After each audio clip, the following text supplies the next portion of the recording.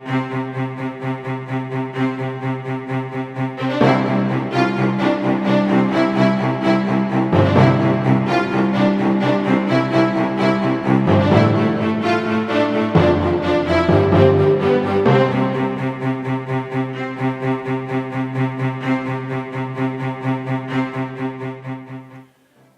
to the Talk of Simsbury. My name is Dominique Avery. Today, the talk is about the Simsbury Grange. If you've ever been to Tulmeadow Farms for ice cream or corn, you might have noticed the Grange in a small building on the other side of the street down a little way opposite the post office.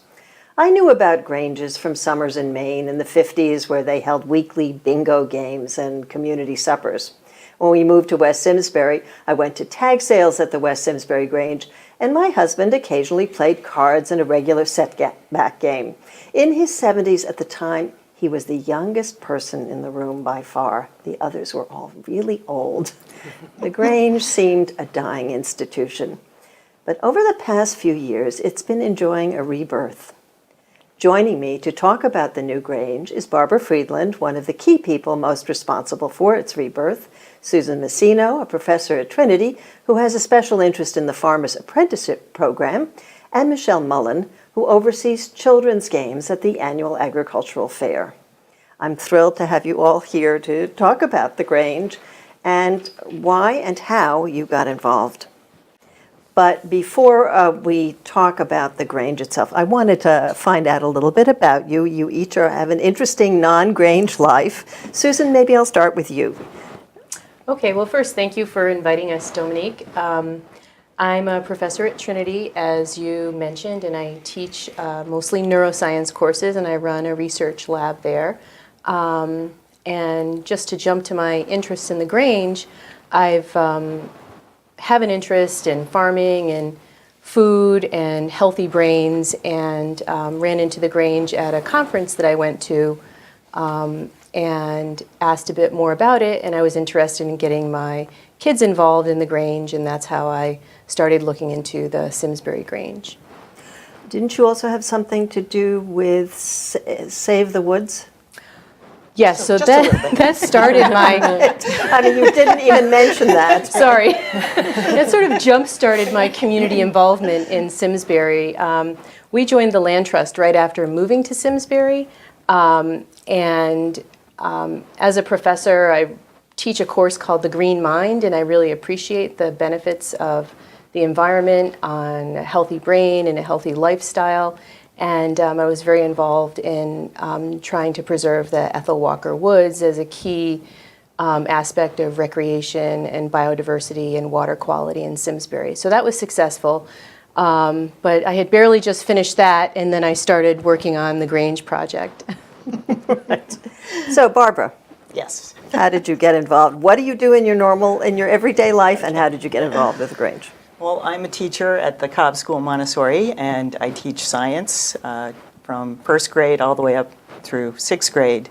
And my interest also stems from the fact that Montessori education includes a lot of focus on the environment and gardening. We have many gardens there.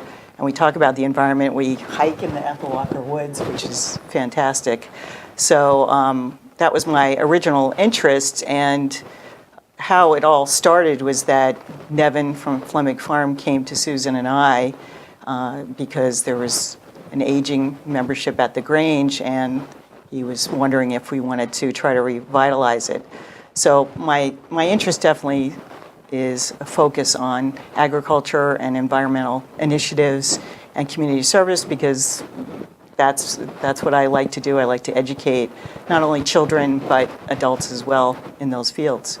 So, Susan, did Nevin come to you after Save the Woods? I mean, he had seen that you were the leader and the behind that. I think I probably asked Nevin after I went to this conference, and the state Grange president was there, and he said, "Oh, Simsbury has a Grange. You can get your kids involved in the Simsbury Grange." So then when I asked around about the Simsbury Grange, I found out that the Grange was kind of on the cusp of closing. So I think that's how we all kind of got connected, and Nevin probably thought, oh, Susan's interested in the Grange. We've just saved this huge tract of woods. We're going to get together and it's going to be Right. no problem. So that's how it all started.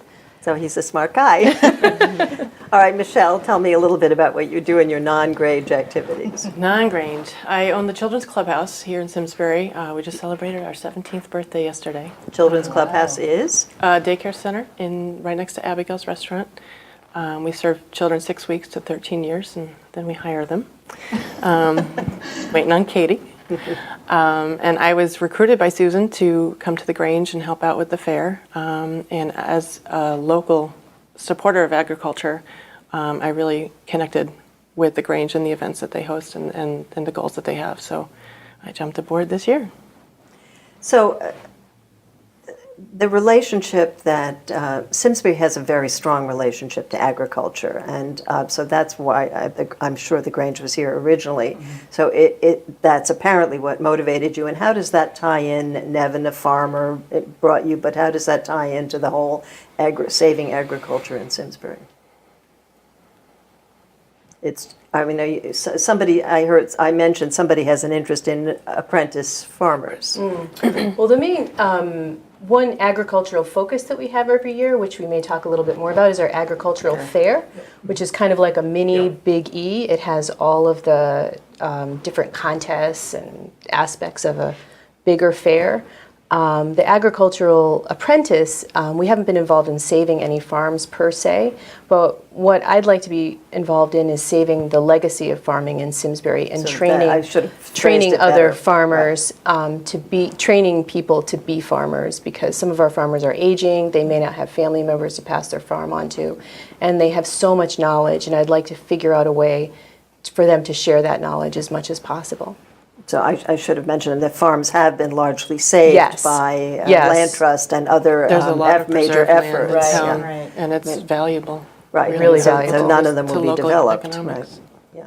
And I feel like it's part of our responsibility to, like I said, educate people about what we're calling home arts, things like canning and jamming and needlework and entering those contests, growing vegetables, because in our modern society, many people are getting away from that and they don't really know how to do those things. So we want to keep those types of home arts alive. So I used to embroider, Right. quilt. Yeah. So what do you think the greatest misconception is of the Grange? When people hear the word Grange, what is it that they think? Do you have I thought immediately bingo and community suppers in a rural place. I think a lot of people in this area, when you mention the Grange, they talk about going to the lamb roast there, playing setback cards, and usually the big question we get is, well, what is the Grange? Because people don't really know how it started or what our purpose is. So what is the Grange? Well, it was started back after the Civil War to support the community, which was mostly agricultural in nature. So that was its original theme. And then our Grange was founded in 1931, and still, supporting the agriculture and also doing community service projects and involved in legislature. Did you want to mention Yeah. That's one of your interests, Yeah, the Susan. Grange has a big history in legislative initiatives, both at the, particularly at the state and at the national level. It's very well known for this historically, to be a big legislative voice and the first non-denominational, non-partisan, fraternal organization that included women from the very beginning. So I think that that's one thing that our Grange and other Granges has a big opportunity to become more involved in, is public policy issues to support growing healthy food, being outside, being involved in your community in an organization that has no set agenda. So that's what I personally like about the Grange. So when people say, what is the Grange? It's really whatever we want it to be. So if any one of us wants to propose some kind of initiative or event or rental opportunity, the Grange is completely open to that. So that's what I want people to know about the Grange. It's whatever we want it to be, it can be. So how do people join, and when do you meet? Well, it's very easy to join. Just come. Just come. Talk to any of us. I'm always talking to people about how we need more members. And our meetings are the second Wednesday of every month at 7 p.m. at the Grange. At the Grange. Yes, so people could just come if they would like, or call me, or they can also check out our website at simsburygrange.org. So yeah, we have a Facebook site. yeah, we have and we have Facebook So presence too. how many members do you actually have now? I think we have about 16, but we really have 7 or 8 who are super active. And those are the people that I really appreciate, because they do so much work, especially getting ready for the fair or doing events like the Green Monster electronic recycling event. So you have a building. Yes. It's probably your biggest asset. Describe where it is and what's in it. Well, it's right across from the fire station in West Simsbury. It's a really nice space. It has downstairs, it has an area with a lot of tables and a large commercial kitchen. And Michelle, you would want to talk about that in a minute. And then upstairs, it has a lovely wooden floor with a stage, which is great. So it's great for doing parties or having dances. We actually had a fencing team that really, really wanted to rent the space, but it was just a little too small for them. But they love the wooden floors. So we also have Zumba going on in there, which that type of thing, people really like having that And wooden last year you floor. had a Contra Dance. Yes, yes. So that was with 2 Coyotes. It's an environmental or wilderness experience program for children, but the families are very involved. It's sort of like a homeschool. So yeah, we had a Contra Dance there. It was really fun. I was thinking, because they used to have square dances there early on, and I was thinking, oh, this is great. This is really what it's all about. The great thing about Contra Dancing is that anybody can do it. It And is, everybody you know? can do it together. Right. My daughter is a huge Contra Dancing fan, and she had Contra Dancing at her wedding. Oh, that's great. And she'll come down for Boston if you have them regularly. Oh, Right. I would love for someone to spearhead a regular Contra dance, and I know in talking to other Contra dance people, that is something that does go on regularly at other Granges, like in Massachusetts. So we would love to have a regular Contra dance. Yeah. So now you rent the facility, or you make money by renting the facility. Right. So you rent for birthday parties, or? Yep. We have quite a few communion parties. People from St. Catherine's come over, which is great because it's so close by. But yeah, we've had graduation parties, magic shows, Music, music. events. Yep. So We're open to anything, really. I mean, Right. So We'll can consider- people find the information on, do you have a website? Or? Yes, yeah, it's on the the- State Grange, you have a piece of the State Grange website? Right, but if you Google Simsbury Grange, it will. Yeah, it comes right up. Yeah. yeah, just simsburygrange.org, and our email is info@simsburygrange.org if anyone wants to contact us. So Barbara looked at you when she talked about the kitchen. Why was that? We're working towards getting a commercial licensing through the State Department of Health. In addition to owning the clubhouse, I received certification last year in sustainable nutrition. And one of my goals, should we get the kitchen up to speed, I would enjoy teaching families in Simsbury just different nutritional techniques that they can share with their young children. I've been trying to accumulate some recipes that toddlers really enjoy: ketchup and lemonade and things of that nature, the stuff that's on the regular list, but they're probiotic or they're fermented in such a way that you can really optimize what they're eating, because sometimes it's just so few choices of what they're eating. So if you can even if it's ketchup, you can get that guilt-free. They can get their probiotics while they're having one of their favorite meals. So Michelle said it only takes 5 minutes to make, and I've tasted it. It's delicious. It's really good, and it's actually the fun part is that you can amend it for a more mature palate. So for grown-ups, I had a little chipotle and extra garlic, so it's got a little zest to it, and it's really very tasty. Interesting. Yeah, You're going to do classes? it's a neat trick. right? Yeah, yep. I do host them at the clubhouse, but we don't have a kitchen there, so I got to bring all the dirty dishes home. So. So, and you also mentioned you did this big electronic recycling with the Boy Scout troop. Yeah, we've been partnering with Boy Scout Troop 76, and they've helped us out so far with 2 electronic recycling events, and they're interested in doing more partnerships. They're thinking about doing a Dutch oven cook-off, use their camping cooking skills and kind of have a little event where if each patrol could do their own little special Dutch oven dish or something like that. So, That sounds like fun. I know it does sound Yeah, fun. that's neat. And they've been really great. They come in their Class A uniforms and are really interested in learning leadership skills and really taking, an active role whenever they participate with us in events. Yeah, they're very, very polite, and they work really, really hard. Scouts. It's just, Oh, yeah. it's just great to have them there. So so we talked about Zumba, Contra Dance. You had a book fair not so long ago. So all kinds of things go on. Yeah. You're trying to make it a real community center.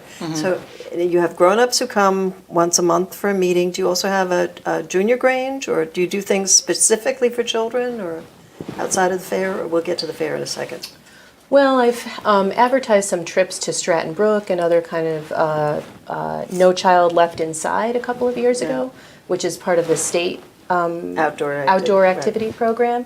But the Grange recently kind of collapsed the junior and adult Grange kind of into one thing. So the juniors, I think our membership for a junior Grange member is something like $5. Right, We decided yeah, it's we made it very very minimal. And any inexpensive. Grange member can sponsor a child who wants to join. So, and if you're 14, you count as an adult. So my daughter's in high school now, and she's 14. She's now a Grange member. She could hold any office, secretary, president. So I think it's a great option also for teens who might be interested in taking a real leadership role in a community organization. And my daughter and a few others are interested in turning it into perhaps like a teen art space or open mic space. So I don't know if we're going to do a lot of kids-specific events, but a lot of the events that we do are very family-oriented in general. Right. All right, so now we're at your major event of the year is the agricultural fair. So let's talk a little bit about what happens there and how people should be preparing to enter things now. Yes. There's plenty of time still to do Yes. something. Okay, who wants to start? Cooking. Do you oversee the sort of the judging for the? I'm not involved in the judging. However, I did have an idea that I just passed by these gals recently, and I'm going to go ahead and invite local daycares for a little friendly competition to see if anybody wants to enter something as it's their school. And the clubhouse will be entering some of our homegrown products, and we'll take it from there, see if anyone wants to play. And they'll be offered, we'll send out packages where they can offer their clients free tickets for games to, encourage attendance. And The games that are played at the fair. the children's fair. Okay, Yep. so let's just go through. Like the Biggie, you mentioned that it's sort of like the Biggie. People can enter flowers, they can enter a potato they grew, or a pumpkin, or vegetables of all sorts, baked goods. Needlework. So are there people different still kinds of doing things. needlework? There are, Yeah, actually. yeah. There are.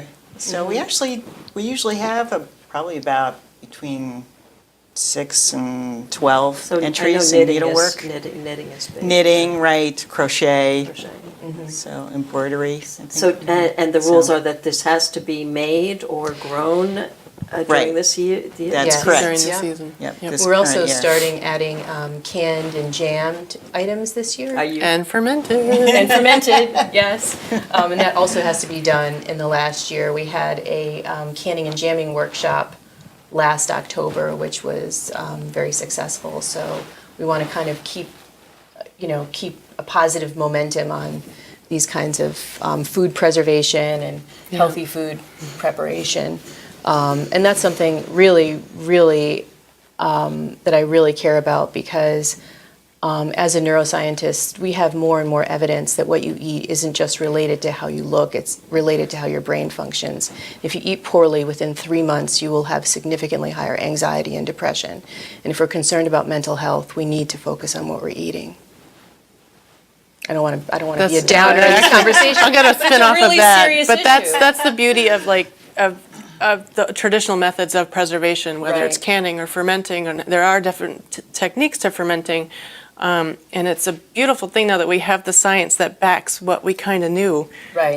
That when they came over on the big ships to the United States, the only way they got vitamin C was through their for their cabbage. They had 7,000 pounds of cabbage on their boat, and that's the only reason why they didn't get scurvy. And now we can prove that. So that's one of my favorite parts about how it all comes around. Right. All right. So so you have entries in these judging things, and, and then you have games and other things going on. What else is going on there?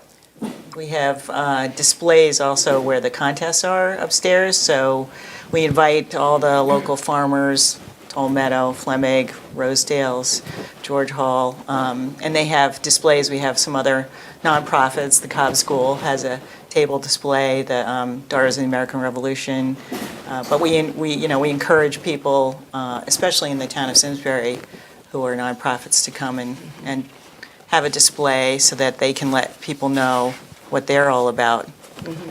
And just going back to contests a little bit, we also have art contests, photography, Legos. For children, yes. So that's been very, very The popular. Legos is big. And workshops too. They did the Zumba and the Right. fencing. There's Yeah, we workshops had throughout the the day. space, the Right. workshop. And then we have a lot of additional things going on outdoors. I don't know if you want me to quickly rattle them off. Yeah, I don't sure, know. go ahead. We have time, but we always have hay rides. We have a lot of vendors. Who does the hay rides? Is that Fleming? Flamig does the Fleming, hay yeah. rides. We have Bill Benson, who's a locally well-known folk artist. He was the Northwest American Idol or something like that recently at Infinity Hall. He's fantastic. I think he's he great. or his family used to be Grange members. Yes, his family. Yeah, so he plays all day.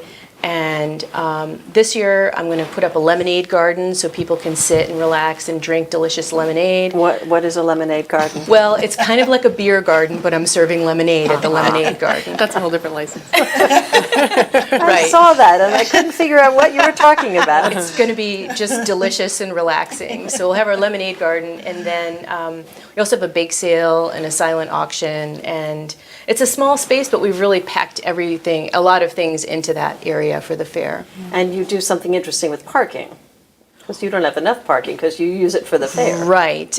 We are allowed to use the parking at the plaza next door, and afternoon we can use the post office parking. And the parking lot next door got really full last year. But we have so many vendors and people that are associated with the fair. This year we're going to have them all park in the back of the plaza, so there'll be plenty of parking for people in the plaza. I did notice that the attendance at the fair grew appreciably. What's the third year that you're doing it this year? Or This will be our fourth. This will be our Fourth, yeah. year, So, but right. every year I've noticed. I live right down the street, so I go okay. by it. So it's really grown.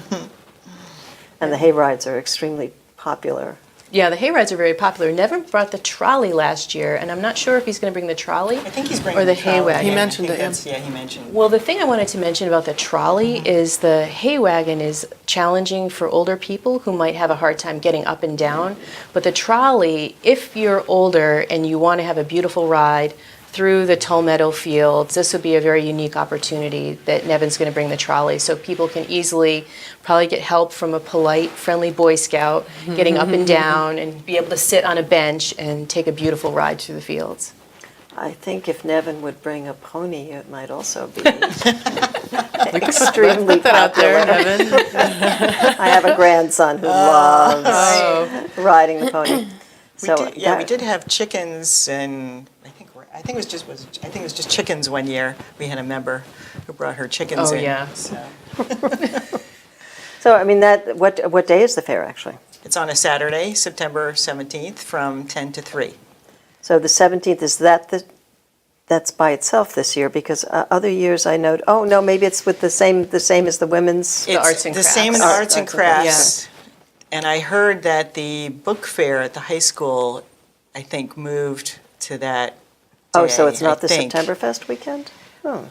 I don't know. I'll have to. I think check. Septemberfest is the following weekend, because didn't we run into that last year? Right. Yeah. I We're think trying to- September is the weekend before. Oh, maybe. So Oh, okay. now we're trying Right. to always stick to the second weekend after Labor Day weekend And to I think do our Septemberfest event. and the book fair is the first weekend Right. after Yeah. So Labor Day. I did hear a rumor, though, that the book fair might be moving, but that would be good because it's right down the street from us. So Yep. hopefully Right. people would come up from there and visit So the Grange I Building. just got the sign that we have 1 minute left. So anything that you want to add, now's the time to do it. course, we would love to have more members. Yeah. And as Susan said, it's really what anybody's interest is in what they would like to do for community service projects or add to the fair. You know, have Michelle is a new member. We have Linda Thompson, who have already come in with some great suggestions on different things that we can And we just can show do. up the second Wednesday of each 7 month o'clock. at 7 At o'clock. 7 o'clock at Right, the Grange. Right, or they can call me. My phone number is also Okay. on the website. Anything to add quickly? If anyone's interested in the Farmer's Apprentice program, please contact me. I've talked to a few farmers so far, but I know there's a lot more farmers than I might even know about. And this is what we're trying to do, is give a scholarship to someone to apprentice with a farmer for a certain set duration, and it would be easy for whoever gets it and easy for the farmer to pass on some of their knowledge. Michelle, quickly? They took the They idea. did. Come to the fair. So our time is up. Thanks to everyone here at SCTV behind the scenes for getting the show on the air. Thanks especially to my guests, Barbara Friedland, Susan Messino, and Michelle Mullen, for joining me. It's been a real pleasure. It was a lot of fun. And finally, thank you for joining us. If you missed any portion of the show, you can always find it on our website at simsburytv.org. I'm Dominique Avery. See you next time for the Talk of Simsbury.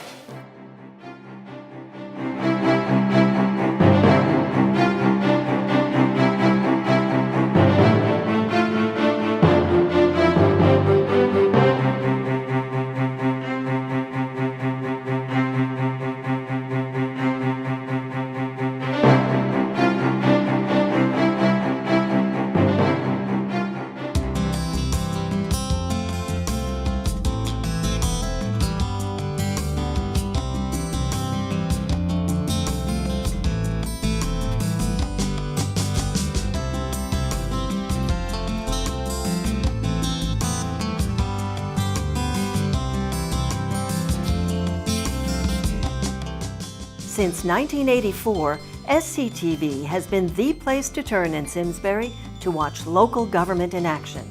But we're more than local government and school meetings. SCTV is the only place where you can check out all the candidates in local elections. We have high school sports and exercise classes. Other shows keep you up on health, finance, poetry, music, and Simsbury hot topics. Now we need your help. Simsbury Community TV is embarking on a major capital fundraising campaign to bring SCTV into the 21st century. We've received a generous grant from the Hartford Foundation for Public Giving, but now we must match it.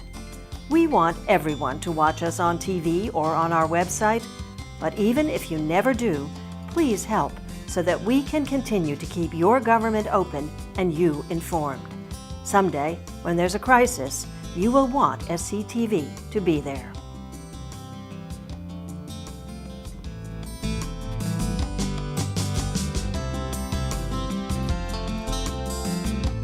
Hi, my name is Charles Wolfe, President of Charles J. Wolfe Associates in Simsbury, and I hope you'll join me in supporting SCTV. Since 1984, your connection to your town, your schools, and your government.